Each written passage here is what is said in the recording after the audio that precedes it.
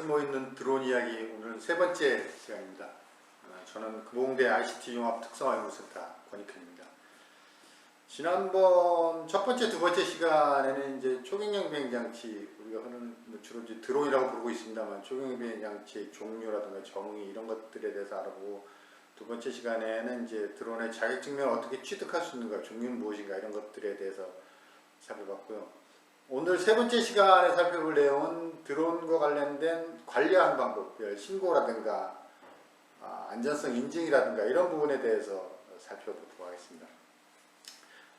그 내용은 드론의 기체 신고하는 방법과 그 다음에 드론의 안전성 인증에 대한 방법들에 대해서 살펴보겠습니다. 제가 두 번째 시간에 말씀드렸듯이 드론 자격증명, 4종 자격증명을 지난 3월 22일, 23일에 취득을 했습니다. 보시는 왼쪽에 있는 수료증은 무인 헬리콥터 수료증이고, 오른쪽에 있는 것이 이제 드론, 무인 멀티콥터 4종 자격증명입니다. 이건 이제 6시간 이상을 온라인으로 수강을 하고 나면 이제 시험 볼 수 있는데 70점이 넘어야 되는데, 무인 헬리콥터는 제가 시험을 2번 봤습니다. 공부를 좀 게을리했는지 모르겠는데 무인 헬리콥터는 시험을 2번 봐서 합격을 했고, 무인 멀티콥터는 한 번만에 합격을 했습니다. 제가 6시간 강의를 들어보니까 저는 이제 드론이나 항공 쪽에 쭉 공부를 했던 사람이기 때문에 사실 용어라든가 이런 부분이 익숙해서 그렇게 어렵게 느껴지진 않았는데, 일반인들이 한 번 듣고 시험을 보셔서 합격하시기엔 약간 좀 어려운 측면이 있겠다라는 생각이 들었습니다. 그래서 물론 이제 항공이나 드론 쪽에 관심을 가지신 분들이라면 그렇게 낯선 용어들은 아닌데, 이런 쪽에 관심이 없이 순수하게 그냥 드론 자격증명을 취득하기 위해서 6시간을 들으신다면 조금 어려운 측면이 있는데, 뭐 그 강의는 한 번만 듣고 끝내는 게 아니라 여러 번 들을 수 있기 때문에 여러 번 들어보시면 또 쉽게 그다지 어렵지 않게 자격증명을 취득할 수 있을 거라고 생각이 됩니다. 첫 번째 말씀드릴 내용은 이제 드론 기체 신고에 관련된 내용입니다. 사실 일반인들이 드론을 가지고 뭔가 취미 활동이라든가 뭔가를 할 때는 사실 기체 신고까지 할 필요는 없습니다. 물론 이제 2kg 넘은 신고를 해야 되지만, 드론 기체 신고 부분은 이제 2kg을 넘는 드론을 운영한다든지 영리 목적, 사업용 드론을 운영하는 경우 이외에는 사실은 드론의 기체 신고를 일반인들이 할 이유는 그렇게 많을 것 같지는 않습니다만, 어쨌든 이게 초경량 이 유튜브의 제목이 알아두면 쓸모있는 드론 이야기다 보니까 이런 것들도 알아두시면 꼭 쓸모가 있을 거라고 생각이 됩니다. 드론 기체 신고, 뭐 정확하게는 법률상의 용어는 초경량 비행장치 신고가 되죠. 초경량 비행장치 신고하는 이유는 초경량 비행장치를 소유하거나 사용할 수 있는 권리를 가진 자가 누가 소유하고 있는지, 그리고 비행장치의 정보 등을 사전에 신고하는 제도입니다. 이거는 항공안전법 122조 그리고 123조에 의해서 신고를 하게 되어 있습니다. 어떤 내용을 신고하냐면 장치의 종류, 이게 뭐 초경량 비행장치, 무인 비행장치다, 아니면 행글라이더다, 뭐 이런 것들의 종류, 그 다음에 용도, 뭐 취미용이다, 사업용이다, 뭐 이런 거, 그 다음에 소유자의 성명, 개인 정보, 그 다음에 위치 정보의 수집 가능 여부, 이 드론이 위치 정보를 수집할 수 있느냐 없느냐 이런 것들에 대한 정보를 수집할 수 있는지 여부에 대해서도 이제 신고를 해야 되고요. 신고의 종류는 보시는 것처럼 4가지가 있습니다. 신규 신고는 이제 처음으로 내가 초경량 비행장치를 가지거나 소유하고 있을 때 처음으로 하는 신고가 신규 신고. 그 다음에 변경 신고는 비행장치를 취미용에서 예를 들어 사업용으로 쓴다든지, 그 다음에 내가 가지고 있다가 내 친구한테 줬다든지 해서 비행장치의 용도라든가 소유자의 성명이나 주소 이런 것들이 변경됐을 때 행하는 신고를 변경 신고라고 얘기를 하고요. 이전 신고는 소유권이 이전된 경우, 그러니까 내가 가지고 있다가 다른 사람이 가지고 있는 경우, 이런 경우는 이전 신고가 되고, 내가 가지고 있었는데 내 이름이 뭐 그럴 일이 잘 없지만 이름이 바뀌었다든지 내가 사는 주소가 바뀌었다든지 이럴 때 하는 게 이제 변경 신고가 되는 거고, 이전 신고는 소유권이 완전히 다른 사람한테 넘어갔을 때 하는 게 소유권 신고가 되고, 이전 신고가 되고요. 말소 신고는 이제 이거 뭐 해체라든가 잃어버렸든가 이래가지고 완전히 내가 분실했을 때 하는 신고를 이제 말소 신고라고 얘기를 해서 이렇게 4가지 신고. 초경량 비행장치 신고 4가지 신고에 대해서 어떤 서류가 필요하냐면, 처음 신고할 때는 초경비행장치 신고서가 있어야 되겠죠. 그 다음에 두 번째 필요한 서류는 초경비행장치를 소유하거나 사용할 수 있는 권리를 증명할 수 있는 서류. 사실 좀 애매한데 이게 예를 들어 뭐 초경비행장치를 샀으면 내 이름으로 샀으면 내가 샀다는 뭐 카드 영수증이라든가 뭐 판매 영수증이라든가 뭐 이런 것들을 가지고 이제 증명할 수 있고요. 그 다음에 초경비행장치 재원이나 성능표, 그 다음에 사진이 있어야 되는데 요거는 신규 신고 사유가 된 날로부터 30일 이내에 하도록 되어 있습니다. 다 주의하실 게 안전성 인증 대상은 이 인증을 받기 전에 신고를 해야 되는데 이 안전성 인증 대상은 뒤에 가서 다시 말씀을 드리겠습니다. 그다음에 변경 신고나 이전 신고는 변경 신고서랑 이전 신고서, 그 다음에 이것들 증명할 수 있는 첨부 서류를 가지고 이것도 마찬가지 30일 이내에 신고를 하셔야 되고, 말소 신고는 말소 신고서를 가지고 말소 사유가 발생한 날로부터 15일 이내에 신고를 하시면 됩니다. 안전성 인증 대상은 뒤에서 다시 설명을 제가 드리도록 하겠습니다. 그럼 어디까지 신고를 해야 되느냐? 이 표를 잘 보시면 동력 비행 장치, 그러니까 동력을 가지고 비행하는 장치는 무조건 신고를 해야 됩니다. 영리든 비영리든 간에. 여러분이 이제 쉽게 생각하시면 영리 목적, 그러니까 이 초경형 비행 장치 가지고 대여를 한다든지 뭐 사용 사업을 한다든지 레포츠 사업을 할 경우에는 등 같은 영리 목적을 할 때는 무조건 종류에 관계없이 다 신고를 하셔야 된다고 생각하시면 될 것 같고요. 지금 말씀드린 건 이제 비영리의 경우, 영리 목적이 아닌 취미용인 경우에 한정해서 말씀드리면 동력 비행 장치는 무조건 신고하셔야 됩니다. 그 다음에 행글라이더나 패러글라이더는 신고하실 필요는 없는데, 단 기구류 같은 경우는 사람이 타는 거는 신고를 하셔야 됩니다. 사람이 타지 않는 거는 신고를 안 하셔도 되고요. 그 다음에 이제 제일 중요한 무인 비행 장치, 우리가 흔히 얘기하는 드론이라고 얘기하는 것들은 동력 비행 장치인 무인 비행기, 무인 헬리콥터, 무인 멀티콥터 같은 경우는 최대 이륙 중량이 2kg을 초과하면 신고를 하셔야 돼요.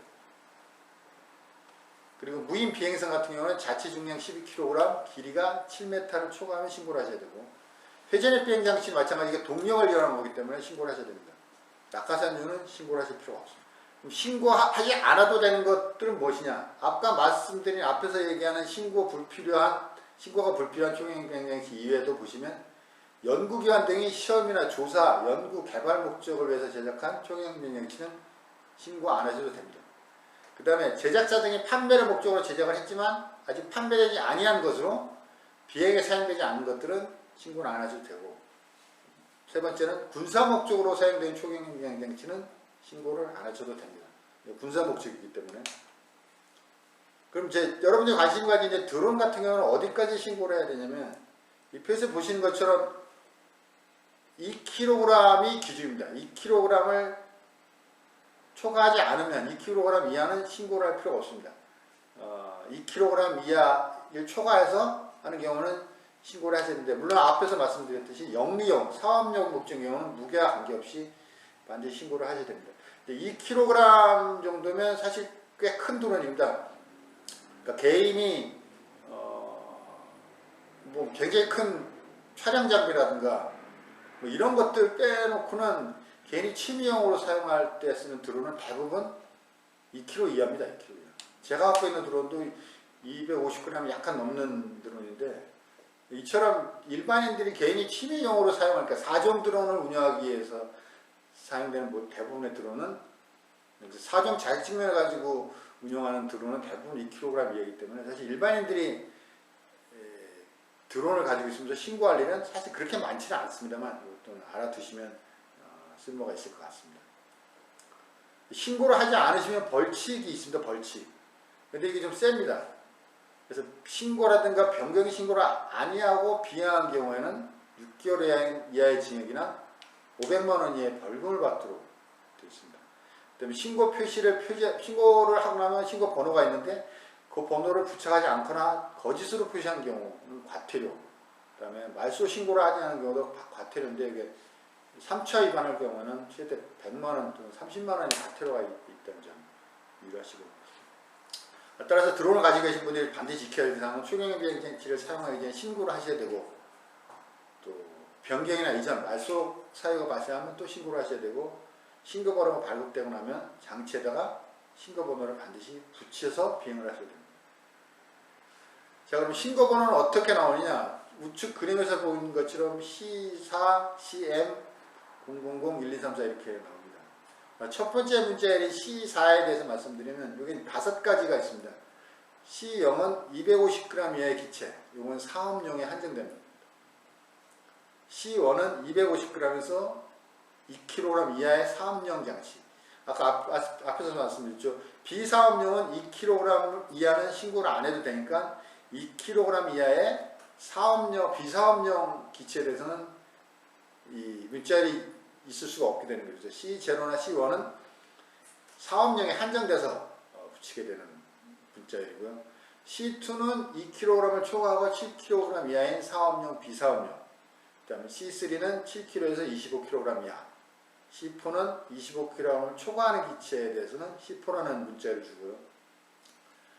두 번째 문자열은 C나 N으로 표시되는데 C는 영리용 기체, 사업용으로 쓰는 기체고 N은 비영리용 기체가 되겠습니다. 세 번째 문자열은 M은 멀티콥터를 얘기하는 거고 여기 H로 표시되면 이제 헬기, P는 비행기, S는 비행선이 되고 네 번째 문자열인 0001234는 일련 번호가 되겠습니다. 그래서 이제 여기 금에 나와 있는 걸 보시면 이 C4니까 25kg 초과하는 기체죠. C라고 표시되어 있으니까 영리용, 사업용 기체고 M이니까 멀티콥터인데 일련 번호가 1234번인 기체가 된 거죠. 그래서 이 기체 신고를 하고 나면 이 신고 번호가 나오는데 이 신고 번호를 출력을 해서 반드시 기체에다가 붙이고 비행하도록 되어 있습니다.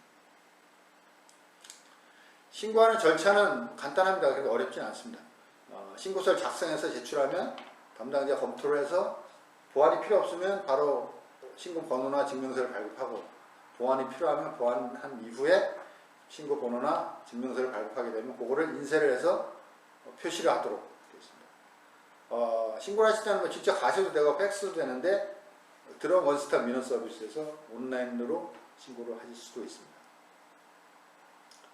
두 번째는 이제 드론의 안전성 인증 부분입니다. 안전성 인증을 받아야 되는 기체는 항공안전법 시행규칙에 명확하게 명시가 되어 있습니다. 동력비행장치, 행글라이더나 패러글라이더, 그 다음에 낙하산류, 기구류, 그 다음에 무인비행장치 중에서 최대 중량이 25kg을 초과하는 것, 그 다음에 무인비행선 중에서는 자체 중량 11kg 초과, 그 다음에 길이가 7m를 초과하는 것들은 안전성 인증을 받도록 되어 있습니다.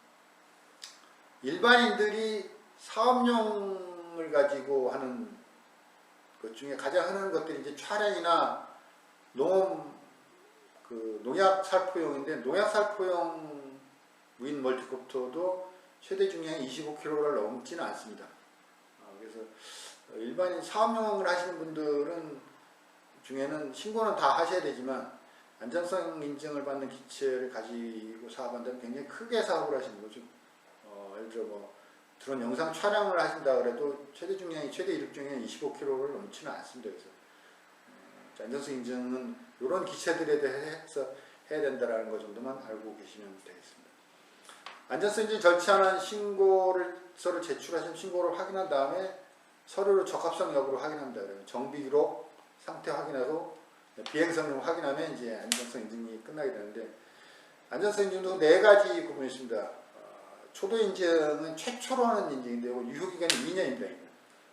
옛날에 영리용은 1년이었는데 여기 법이 바뀌면서 영리용 같은 경우도 2년으로 이제 유효기간이 늘어났습니다. 정기 인증은 이제 초도 인증 받고 나서 2년이 지나고 나면 다시 인증을 받아야 되는데 그때 받는 게 이제 정기 인증이 되겠고 수시 인증은 이제 비안전에 영향을 미치는 수리나 개조 이후에 받는 인증을 수시 인증이 되겠고요. 재인증은 이제 초도 인증이나 정기 인증에서 기술 기준에 부적합한 내용이 나왔을 때 정비를 하는 거 다시 받는 인증이 됩니다. 이 초경량 비행장치 인증은 이게 비행 안전과 관련된 부분이고 이것이 잘못하면 이제 사고와 관련되고 인명이나 재산에 큰 피해를 줄 수 있는 상황이기 때문에 이 인증을 안 받고 비행할 경우에는 보시는 것처럼 3년 이하의 징역이나 3천만 원 이하의 벌금을 받도록 돼서 꽤나 일반적 처벌이 강합니다. 그래서 이 안전성 인증 대상이라고 생각이 되시면 안전성 인증을 반드시 받으시는 게 좋습니다. 안전성 인증 현재 국토부산하기관이 항공안전기술원에서 인증을 해주고 있습니다. 자, 오늘은 드론의 신고나 안전성 인증에 대해서 살펴보겠습니다. 다음 시간에 오늘 이번 강의는 여기서 마치도록 하겠습니다. 다음 시간에 다시 뵙도록 하겠습니다. 감사합니다.